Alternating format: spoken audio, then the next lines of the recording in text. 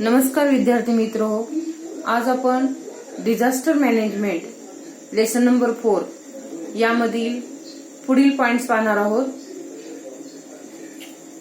Disasters are of two main kinds. Disasters are of two main kinds, man made and natural. Disasters are of two main kinds, man made and natural.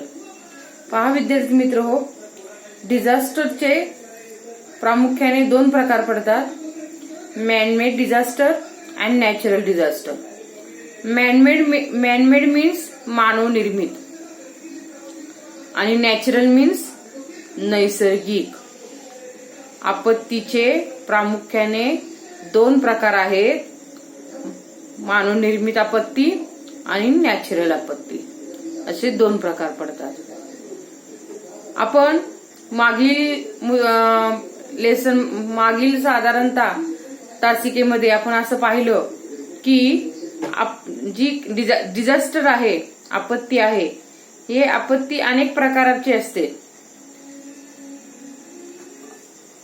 Earthquake आल्यामुळे आपत्ती येते, flood आल्यामुळे आपत्ती येते. तर यामध्ये storms असेल तर आपत्ती निर्माण होते. त्याचबरोबर फायर, अशा अनेक प्रकार या ठिकाणी आपण पाहिले की अनेक प्रकारामुळे आपत्ती निर्माण होत असते.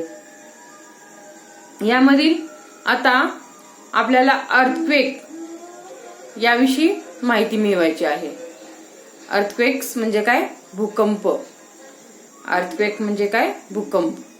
हा जो भूकंप आहे, हा भूकंप पृथ्वी तलावर कशामुळे निर्माण होत असतो याविषयी माहिती आपण हा जो पॅरेग्राफ आहे, या पॅरेग्राफ मधून आपण मिळवणार आहोत. पहा विद्यार्थी मित्र हो, movements in the interior of the अर्थ release tremendous amount of energy.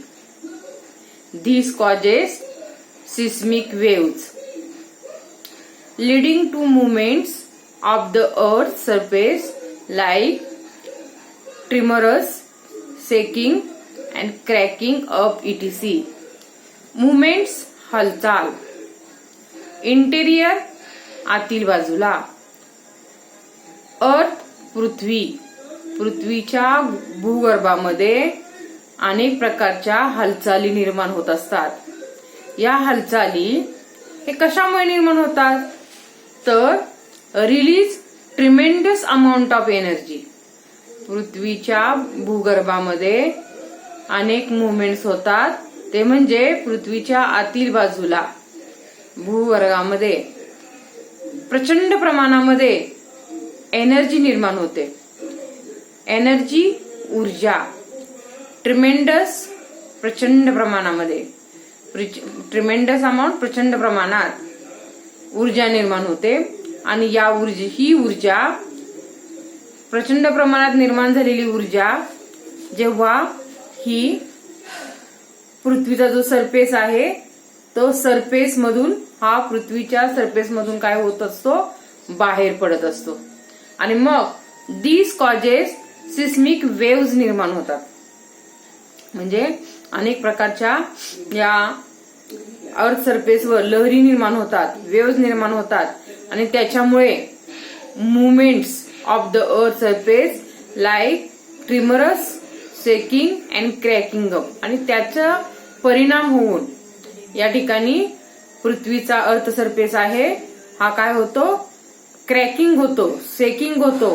Cracking म्हणजे ह्या पृथ्वीच्या अर्थ सरफेसला, पृथ्वीचा जो वरचा भाग आहे, त्या वरच्या भागाला या ठिकाणी भेगा पडतात.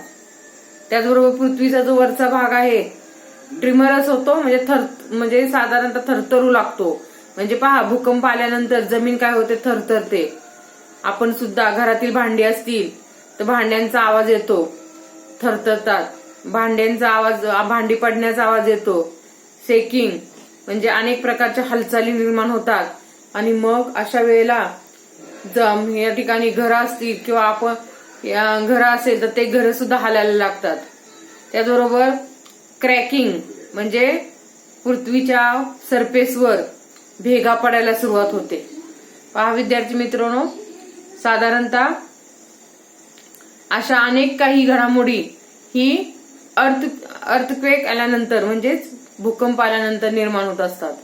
सच vibrations or quaking in the earth crust is known as earthquake.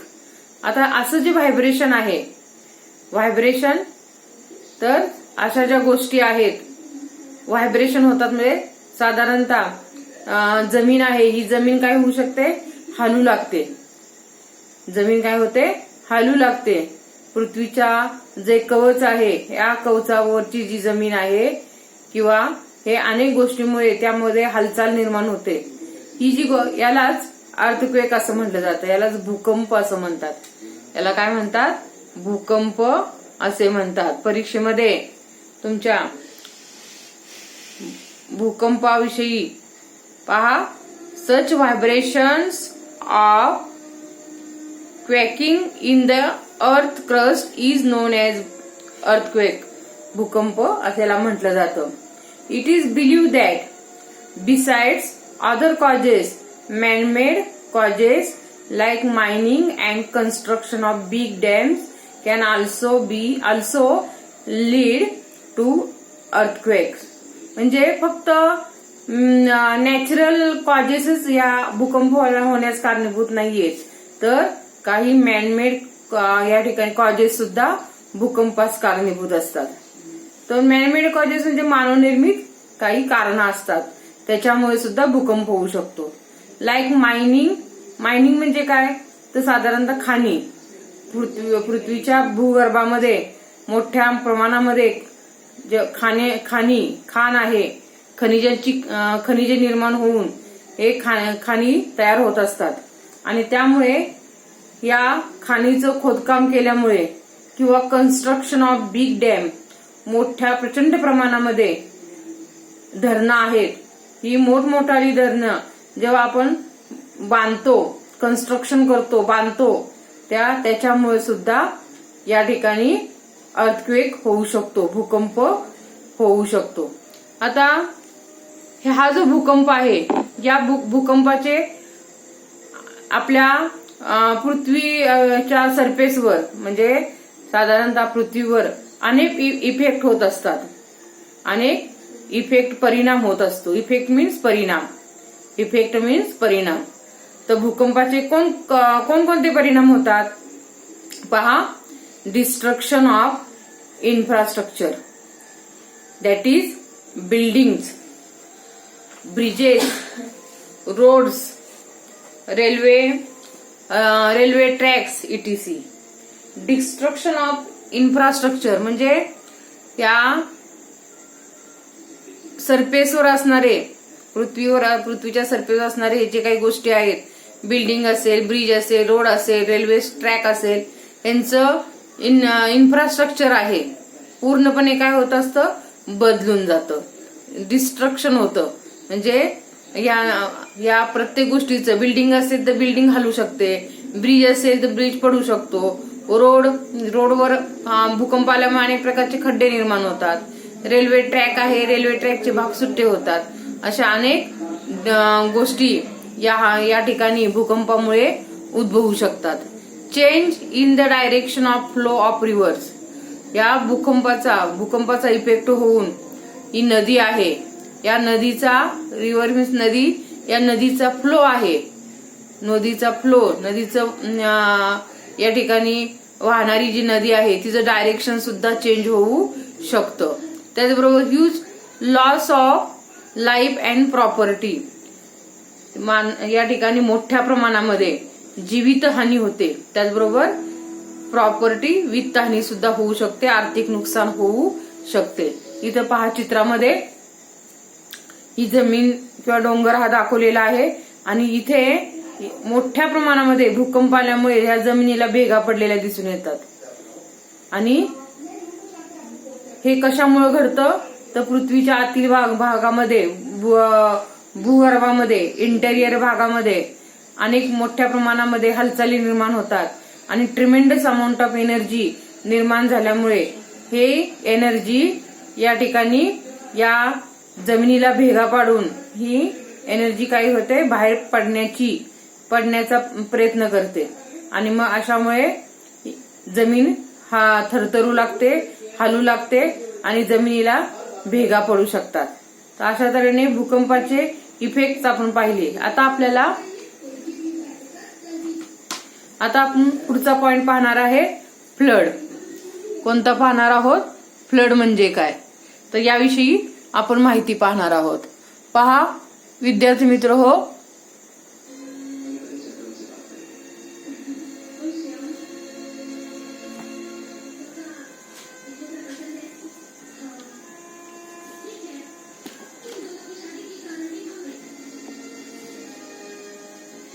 a frequently occurring natural disaster in all parts of world. Frequently occurring natural disaster in all parts of the world is floods. मोठ्या प्रमाणात सतत या नैसर्गिक आपत्तीमुळे सगळीकडे उद्भवणारी ही नैसर्गिक आपत्ती आहे आपल्या पृथ्वी तलावर. तर या सतत उद्भवणाऱ्या नैसर्गिक आपत्तीमुळे या जे नदी आहे या नद्यांना पूर येऊ शकतो. ड्यू टू एक्सेसिव्ह रेन म्हणजे मोठ्या प्रमाणामध्ये या ठिकाणी खूप प्रचंड प्रमाणामध्ये काय होतं, एखाद्या ठिकाणी खूप मोठ्या प्रमाणामध्ये पाऊस पडतो, ढगफुटी होते आणि याचा परिणाम एकाच ठिकाणी मोठ्या प्रमाणामध्ये पाणी पडल्यामुळे इथं river overflow it's banks occurring a flood. नद्या आहेत, ह्या नद्या ओव्हरफ्लो भरून वाहू लागतात आणि त्याच्यामुळे या नद्यांना काय होतं, फ्लड येतो म्हणजे पूर येऊ शकतो. The water drainage system in big cities falls short when there is heavy rainfall. या प्रचंड मोठ्या प्रमाणामध्ये पाऊस पडल्यामुळे काय होतं, तर वॉटर ड्रेनेज सिस्टीम आहे ही मोठमोठ्या शहरांमध्ये काय होते, या ठिकाणी ड्रेनेज सिस्टीम ही खराब होऊ शकते आणि किंवा ती या ठिकाणी खराब झाल्यामुळे ड्रेनेज सिस्टीम काम करू शकत नसल्यामुळे resulting in choking of gutters and drainage lines. आणि त्याचा परिणाम म्हणजे हे जे गटर्स असतील, गटारी असतील किंवा ड्रेनेज लाईन पाईप असतील, पाईपलाईन असेल पहा, तर अशा या पाईपलाईन मधून गटर्स मधून गटारीमधून मोठ्या प्रमाणामध्ये हे पावसाचं पाणी हे काय होतं, या पावसाच्या पाण्यामधून अनेक प्रकारची घाण या गटर्स मध्ये किंवा ड्रेनेज लाईन मध्ये जाऊन बसते आणि या गटर्स किंवा ड्रेनेज लाईन या चोकअप होतात. म्हणजे यातून पाणी पुढे जाऊ शकत नाही, तिथेच अडकलं जातं आणि त्यामुळे काय होतं, जास्त मोठ्या प्रमाणामध्ये हे जे पाणी आहे water overflows on the road, हे मोठ्या प्रमाणामध्ये हे जे पाणी ओव्हरफ्लो झालेलं आहे, प्रचंड प्रमाणामध्ये साठलेले जे पाणी आहे हे पाणी रस्त्यावर येतं किंवा सराउंडिंग एरिया आजूबाजूच्या परिसरामध्ये येतं and even enters near by houses. काही वेळेला ते घरामध्ये सुद्धा शिरू लागतं. Effects of flood. पुढचा पॉइंट पाहणार आहोत आपण, इफेक्ट्स ऑफ फ्लड. पहा इफेक्ट्स ऑफ फ्लड ह्यूज, त्याचा ह्या फ्लडचा इफेक्ट काय होतो, परिणाम काय होतो, तर huge loss of life and property. मानवी जीवन आहे, मानवी जीवितहानी होते, त्याचबरोबर वित्तहानी सुद्धा होते.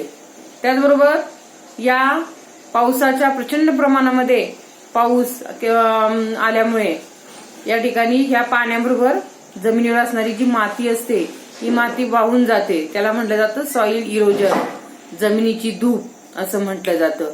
आणि माती वाहून गेल्यामुळे अशा जमिनी आहेत या जमिनी कालांतराने नापीक बनू शकतात, कारण पूर्णपणे ही माती आहे, सॉइल इरोजन होतं, जमिनीची धूप होते, माती पाण्याबरोबर वाहून जाते. नंतर डिस्ट्रक्शन ऑफ स्टँडिंग क्रॉप्स. या जमिनीवर असणारे जे काही पिकं असतील हे पिकं डिस्ट्रक्ट होतात, म्हणजे या ठिकाणी पावसाच्या पाण्याबरोबर वाहून जातात आणि या ठिकाणी ते डिस्ट्रक्ट होऊ शकतात, म्हणजे नाहीसे होऊ शकतात. After effects of floods like spread of diseases and epidemic affecting the health of the people. अशा या पावसाच्या पाण्याबरोबर अनेक प्रकारचे आफ्टर इफेक्ट ऑफ फ्लड्स, या पुराचं पाणी आल्यानंतर या ठिकाणी त्याचा काय परिणाम होतो, तर स्प्रेड ऑफ डिसीजेस, अगदी मोठ्या प्रमाणामध्ये सगळीकडे रोगराई पसरते, अनेक प्रकारचे रोग निर्माण होतात. And epidemic affecting the health of the people, आणि मग लोकांची अनेक प्रकारचे रोग निर्माण झाल्यामुळे लोकांची जी हेल्थ आहे या हेल्थवर त्याचा परिणाम होऊ शकतो. इथं पहा विद्यार्थी मित्र हो, चित्रामध्ये इथे दाखवलेलं आहे पावसाचं मोठ्या प्रमाणामध्ये या ठिकाणी प्रचंड प्रमाणामध्ये पाऊस निर्माण झालेला आहे आणि इथे अगदी सगळीकडे पाण्याचा साठा निर्माण झालेला आहे. खूप मोठ्या प्रमाणावर पाणी इथं या ठिकाणी साठलेलं आहे.